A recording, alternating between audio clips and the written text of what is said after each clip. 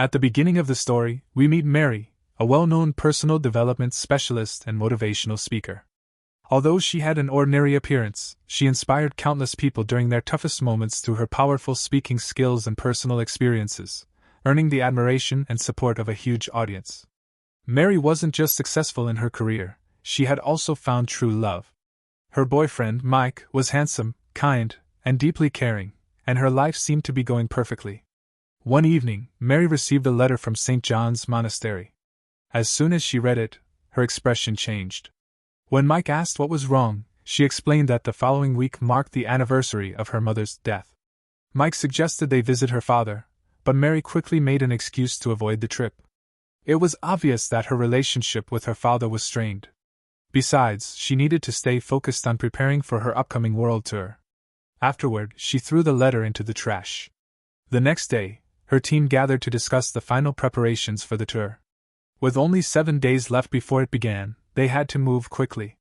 Several countries required a copy of her birth certificate, or the tour could be cancelled. Unfortunately, Mary had no idea where her birth certificate was. She also failed to notice that she had been constantly scratching her scalp without realizing it. Determined to keep the tour on schedule, Mary searched the entire house for the missing document, but couldn't find it. Left with no other option, she decided to contact her father. At the same time, she had been suffering from an unexplained itchy scalp for several days. She bought an anti-itch cream and applied it repeatedly, but it provided no relief. Late that night, the itching became so unbearable that she couldn't sleep. She grabbed her laptop and searched online for the causes and treatments of chronic scalp itching. She read about numerous skin conditions, but none of them matched her symptoms. The more she searched, the more frustrated she became, until she finally shut the laptop. A short time later, the first draft of the promotional trailer for her world tour was completed. After reviewing it, Mary suggested several changes. She felt the music was too loud, the pacing was chaotic, and the script wasn't compelling enough. She wanted to shoot an entirely new version. However, Mike reminded her that the trailer was scheduled to be released the following week, and that if they obsessed over every little detail, they would never finish the promotional campaign on time. Reluctantly, Mary said she would think about it. The following day, she tried meditating to clear her mind, but something disturbing happened. Suddenly, she felt as if dozens of tiny hands were crawling all over her body. Horrified, she looked down and discovered swarms of ants covering the floor of her house. She followed the trail until it led her to a small hole in the wall, where she heard a faint rustling sound. As she stared at it, she found herself scratching her scalp violently once again. At that moment, one of her team members called to ask for her birth certificate. They needed it immediately to finalize the tour schedule and secure the event sponsors. With nowhere else to turn, Mary contacted her aunt, who had raised her when she was young. She asked whether she still had the old boxes from her childhood home. Her aunt was surprised and asked why she wanted them. Mary simply replied that she wanted to recover a few childhood keepsakes. Mary went to the storage room to search through the boxes, but moments later, the room was suddenly plunged into darkness. She turned on her phone's flashlight and continued searching. As she walked forward, she accidentally bumped into a table covered with old ritual offerings that had long since rotted away. Just then, her aunt suddenly appeared in front of her, startling her. Once she calmed down, Mary asked about another box, only to learn that it was still in her father's possession. When Mary returned home, she found Mike browsing baby names. It was clear that he was already planning to start a family, unaware that Mary had been secretly taking birth control pills. Mike noticed how anxious she looked and encouraged her to see a doctor about her scalp, but she brushed off his concerns. In reality, her condition was getting worse. The itching had become so intense that scratching with her hands was no longer enough. She looked at the metal nail file in her hand, hesitated for a moment, and then began using it to scratch her scalp. In the process, she cut herself open, yet she didn't seem to feel any pain at all. After bandaging the wound, the itching finally eased, and for the first time in days she smiled. The next morning, Mary called her doctor. Instead of scheduling an appointment, she simply wanted a stronger prescription for betamethasone. However, the doctor insisted that she come to the hospital immediately, explaining that chronic scalp itching could have many serious underlying causes and that treating it without a proper diagnosis could make things even worse. Finally, Mary drove to St. John's Monastery. She took a deep breath and mentally prepared herself before stepping out of the car. Inside, several monks were quietly meditating, including her father. Sensing that someone was watching him, he turned around and saw Mary standing there. After the meditation session ended, father and daughter sat down to talk. It was obvious that Mary had built a strong emotional wall between herself and her father, although the reason behind their broken relationship remained a mystery. After that, her father took her to pray, but the things he said were incredibly strange. He then led her to the place where he was currently living, and with no one else around, Mary finally felt comfortable enough to explain why she had come. She knew that her father had kept some of her old belongings, and she wanted to take them back. However, her father, who had long abandoned the material world, surprised her by saying that she no longer needed any of those things because she already had wealth and fame. As they talked, Mary's eyes were drawn to a painting hanging on the wall. Her father immediately noticed where she was looking. The painting was called The Three Corpses, representing hungry spirits, or parasitic entities. According to him, whenever a great disaster occurs, these entities are able to possess human hosts. They whisper into their minds, filling them with endless desires that can never be satisfied. Over time, the host grows weaker while the parasites become stronger, and when the moment is right, they consume both the host's body and soul. Suddenly, Mary felt dizzy and thought she saw a swarm of ants crawling across her father's arm. It seemed she was hallucinating. While her father stepped away to get some water, Mary found a storage key hidden inside one of the drawers. She quietly left and drove toward the storage facility. Along the way, the itching on her scalp became even more unbearable, forcing her to pull over. She used her phone's flashlight to examine her head and discovered that the wounds on her scalp had turned into painful sores. At that moment, one of her fans recognized her and asked for a photo, and Mary reluctantly agreed. When she arrived at the storage unit, she found the section that belonged to her father. There was a locked cabinet, but fortunately, the one containing her birth certificate had been left open. Then something strange happened. Gathering her courage, Mary entered an open storage room, only to find it completely overrun by ants. Suddenly, someone placed a hand on her shoulder. She spun around and realized it was the security guard. Embarrassed, she quickly apologized and left. As she replayed her father's words about the three corpses, she couldn't shake the feeling that something was terribly wrong. Once she returned home, she immediately sealed every crack and hole where the ants had been coming from. That night, while working in her studio, the photo album she had taken from the storage unit suddenly fell to the floor. She picked it up and began flipping through the pages, finding countless old photographs of her parents together. Then she noticed something unusual. Using a magnifying glass, she examined one of the pictures more closely and discovered numerous red marks covering her mother's arm. Even more disturbing, the shadow cast on the wall resembled the image of the three corpses. During dinner, Mary told Mike that she had visited her father earlier that day. Mike gently asked whether she was ready to forgive him, explaining that her mother's death had been nothing more than a tragic accident, and that neither her father nor Mary herself was to blame. But Mary refused to accept his advice. To stop herself from scratching her scalp again, she wrapped her hands tightly with tape. However, after falling into a deep sleep, she dreamed that an ant crawled across her arm, climbed onto her face, and eventually crawled into her nostril. The next instant, she woke up coughing violently and jumped off the couch. Thankfully, the horrifying scene had only been a nightmare. But as she caught her breath, she noticed blood on her cheek. The wound on her scalp still hadn't healed, and fear quickly took over. She immediately searched the internet for terrifying legends and supernatural myths, beginning to suspect that her chronic scalp itching was far more than a simple medical condition. She also ignored repeated phone calls from her father, while he seemed to sense that something was seriously wrong. He crushed some salt and scattered it over the painting of the three corpses, but moments later, blood suddenly began pouring from his nose. Meanwhile, Mary visited her aunt once again and gave her 2 tickets to the upcoming world tour, telling her she hoped she would attend the show. She then revealed the real reason for her visit. Ever since she was a child, she had remembered the strange red marks on her mother's arm, and she wanted to know what had caused them. Her aunt hesitated before finally admitting that after the war, something horrifying had possessed Mary's mother. She confessed that she didn't want to relive those painful memories. Before leaving, she warned Mary to stay away from her father. Despite everything, Mary's condition continued to worsen. As the world tour drew closer, she was forced to wear a cap while filming the promotional video. Suddenly, she noticed that her shadow looked unnatural. Then her hand began trembling uncontrollably, and the wall behind her was swallowed by a dark, unnatural shadow. A horrifying hand suddenly reached out and grabbed her, while the itching in her scalp became almost unbearable. Swarms of ants crawled all over her, leaving her no choice but to run out of the filming location. She rushed to the restroom to wash her face, and on her way back, she overheard Mike talking with the production team. He told them that Mary's condition had become heartbreaking and that postponing the tour would be the best decision, giving her enough time to see a doctor. Hearing that made Mary furious. She returned to her studio and began staring at the strange shadow on the wall, and before long, she started seeing visions of her deceased mother standing before her. Later that night, Mary went to Mike hoping to ease the emotional pressure she was under.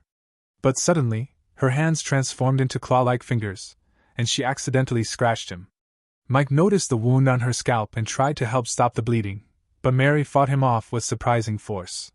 As he reached toward her, he begged her to stop scratching her scalp, but she screamed, "Don't touch me!" It had become painfully clear that the parasitic creature inside her was slowly taking control. The argument escalated, and Mike stormed off to sleep on the couch. While there, he was shocked to discover a pack of birth control pills in the trash, leaving him even more heartbroken and angry. Meanwhile, Mary rushed back to her studio, set up a restraint device, and secured both of her hands so she wouldn't unconsciously scratch her scalp again. But she was badly underestimating the evil she was dealing with. In the middle of the night, Mary suddenly opened her eyes after hearing the terrifying sound of a strange creature right beside her. Then, without warning, her hand slowly began moving downward, as though an unseen force was dragging it toward her scalp. Although she believed she was dreaming, her hand was actually moving in real life. At that same moment, Mike apparently heard her scream and began pounding frantically on the door. Terrified and hesitant, Mary rushed to open it, only to discover that no one was standing outside. Immediately afterward, Mary suddenly woke up from the second dream, only to realize it had been a dream within a dream. After calming herself down, she realized she had treated Mike poorly the night before. Wanting to make things right, she took the initiative to talk to him, but Mike, who appeared to be lying on the couch, didn't respond with a single word. Mary was overwhelmed with guilt, and her emotions began falling apart. Leaning against the wall, she gently spoke to Mike. She first apologized for what had happened the previous night, then confessed that ever since she was a child, she had always felt there was something inside her mind.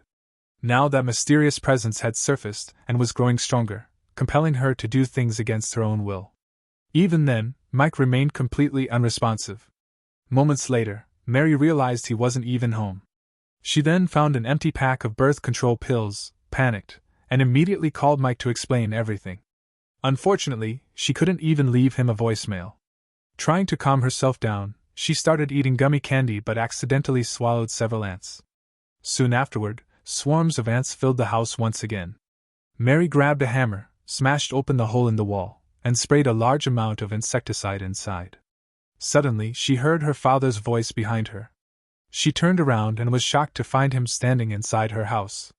He calmly poured tea from a thermos, and without giving it much thought, Mary picked up the cup and drank a large amount. She asked him why he had come, but she brushed off his strange behavior, assuming he was simply rambling because he was using drugs. A few moments later, Mary became dizzy. It turned out her father had secretly put something in the tea.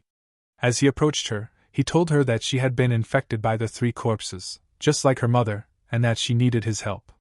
Realizing she still didn't believe him, he took the money from Mary's bag and quietly left the house. Mary rushed to the bathroom to throw up, but her thoughts became increasingly clouded. Desperate for answers, she drove back to the storage unit, broke the lock, and opened the cabinet. Inside, she found a file and took it home. As she examined it, she discovered it was filled with old newspaper clippings, including an article about her mother's drowning and a sketch of the 3 corpses. As Mary's anxiety grew, water suddenly began dripping from the ceiling. She followed the trail across the floor until it led her to a mirror. Suddenly, the mirror revealed the image of her mother. As Mary stepped closer, she saw her mother submerged underwater. Then she watched her father grab her and force her beneath the surface. Mary was horrified. Could her father really have murdered her mother? Determined to uncover the truth, Mary confronted her father with a knife. She threatened to expose the drugs he had hidden unless he finally explained what had happened years ago, and why her mother had died. Consumed by guilt, Her father confessed that Mary had been born under the curse of the three corpses, a curse that he himself had accidentally summoned. After the war ended, he found Mary's mother alone in the fields, but by then he had already become the host of the demonic parasite. The entity eventually infected her as well. From that moment on, the three corpses fed on both of them, growing stronger every time they gave in to their desires. According to him, the only way to destroy the parasites was through death. That was why Mary's mother had tried to drown both herself and her daughter. Believing Mary had escaped the curse, he rescued her from her mother's grasp. Even after hearing the entire story, Mary refused to believe him, convincing herself that he was only making excuses. Before she could fall into a deep depression, her production team called and told her to come to the studio immediately. There were only 30 minutes left before she was scheduled to go on stage. Before the live show began, Mary rushed to the television station, hoping to explain everything to Mike, but he refused to listen. Shortly afterward, Mary stepped onto the stage to deliver her presentation. Yet the unbearable itching in her scalp refused to stop, and she began hearing the monster's voice coming from a nearby mirror. Mike quickly instructed the staff to handle the situation, but Mary fled the television station. Lost and confused, she drove toward her father's home. When she arrived, she discovered she was too late. Her father was already dead. Shocked, Mary instinctively reached toward the wound on her head and pulled out a strange white substance. Completely losing control, she dug her fingers deeper into the wound. Mary was rushed to the emergency room. Fortunately, her life wasn't in danger. The doctor explained to Mike that she had suffered severe damage to the left side of her brain, causing her to lose control over the right side of her body. However, her condition was relatively stable, and after rehabilitation, she was expected to make a full recovery. Mike still couldn't understand how anyone could literally dig a hole into their own skull. The doctor suspected that a bacterial infection had weakened parts of her brain tissue, allowing her hand to penetrate her skull. However, such damage couldn't have developed overnight. It must have been progressing silently for years without anyone realizing it. Mary's vision began shaking again. Mike stopped dismissing everything she had experienced and devoted himself to caring for her throughout her rehabilitation. During a follow-up examination, the doctor explained that Mary's frontal lobe had suffered extensive damage, which could easily cause hallucinations and delusions. Yet when he asked whether she was seeing anything unusual, Mary simply wrote that she hadn't. No matter how tightly Mike tied her hands before bedtime, Mary always managed to scratch her scalp again while she slept. One morning, Mike even found a pair of scissors on the nightstand. By then, Mary was no longer capable of controlling herself. One day, while sitting in despair, her computer suddenly powered on by itself. A voice came through the speakers whispering, "They're going to lock you up in a mental institution." Mary immediately understood the message. She secretly listened to a conversation between Mike and her doctor and overheard Mike questioning whether she was mentally ill. Convinced she had to act before it was too late, she prepared a bowl of rice for Mike and secretly drugged it. As he unknowingly ate the meal, Mary explained that something was living inside her and that she had to find a way to get it out. As soon as the drug took effect, Mike lost consciousness. Mary tied him to the bed, arranged several mirrors inside her studio, surrounded them with candles and ritual offerings, and slowly approached one of the mirrors. She called upon the three corpses, demanding they reveal themselves and speak to her. A horrifying face suddenly appeared inside the mirror. Instantly, every mirror in the room shattered. The negotiation had failed, leaving Mary even more desperate. Then the mysterious voice from the computer returned, telling her to cut off her own hands so she would never be able to scratch her scalp again. Although Mary smashed the computer, she noticed a circular saw lying on the floor. Her heart raced as she picked it up. Mike heard the faint sound of the saw's motor and shouted, asking what she was doing, but Mary didn't answer. Fearing she was about to hurt herself, he desperately struggled against the restraints, though the sedative had left him too weak. Mary carefully marked both of her arms with a pen, took several deep breaths, and although she insisted she had made her decision, she hesitated for a long time before finally placing her hand beneath the saw. After severing her hand, she immediately cauterized the wound with a soldering iron to stop the bleeding. The first amputation was complete. Mary planned to amputate her second hand as well. She had already called an ambulance so it could take her to the hospital once she was finished. But before she could continue, something horrifying happened. Ants suddenly crawled out of her phone, interrupting the emergency call. Moments later, the three corpses appeared before her as gigantic ant-like monsters. They tempted her to continue cutting off her remaining hand and even forced her left arm beneath the saw. Just as the blade was about to come down, Mary suddenly grabbed one of the creature's arms and tore it off. Realizing they could actually be physically harmed, she immediately found new courage. She grabbed a knife and repeatedly stabbed the three corpses. Finally, she seized the power saw and split one of their heads open, unleashing all the rage she had carried inside for so long. But before she could catch her breath, the creature's severed arm regenerated. Realizing something was terribly wrong, Mary fled into the garden. Meanwhile, Mike finally freed his legs and used a shard of broken glass from a picture frame to cut the ropes binding his hands. Outside, Mary ran toward the swimming pool while the three corpses chased her. They caught up with her, but she grabbed them and dragged them into the water. Mary had trained herself for years to hold her breath underwater, and she refused to let the creatures reach the surface. Throughout her entire life, she had constantly heard a voice inside her head. Every time she tried to become a better person, that voice urged her to give up. She now realized that voice had belonged to the parasite all along. But was everything it had told her actually true? It had convinced her that nobody loved her, and that no one would ever save her, so she believed she had to save herself. Moments later, Mary felt herself being pulled toward the surface. In reality, it was Mike who had rescued her from the water. Only then did Mike finally see what Mary had been holding beneath the surface. Mary looked at him and said, This is the smallest one." Seconds later, the creature dissolved into a stream of black water and disappeared. Some time later, Mary became pregnant, and she and Mike welcomed their newborn baby into the world. But in the film's final chilling scene, ants could be seen crawling across the baby's face. The end. Thanks for watching. Don't forget that your opinion matters to us, so be sure to leave your thoughts in the comments and subscribe to the channel for more movie recaps.